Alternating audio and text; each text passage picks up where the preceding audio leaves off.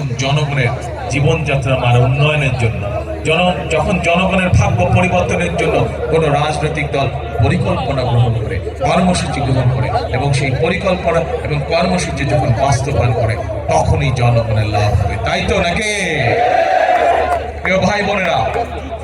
আপনাদের সামনে অনেক রাজনৈতিক দলের নেতারা এসছে, অনেকে অনেক কথা বলেছে, কিন্তু চিন্তা করে দেখেন এই মুহূর্তে একমাত্র বিএনপি ছাড়া, বাংলাদেশ জাতীয়তাবাদী দল ছাড়া আর কোন রাজনৈতিক দলের জনগণের ভাগ্য পরিবর্তনের কোন কর্মসূচি নেই। একমাত্র কর্মসূচি, একমাত্র পরিকল্পনা আছে বিএনপির, একমাত্র পরিকল্পনা আছে, এবং যে পরিকল্পনার সাথে বাংলাদেশ ওয়ার্কার্স পার্টিও একসাথে সমান তালে কাজ করে যাচ্ছে।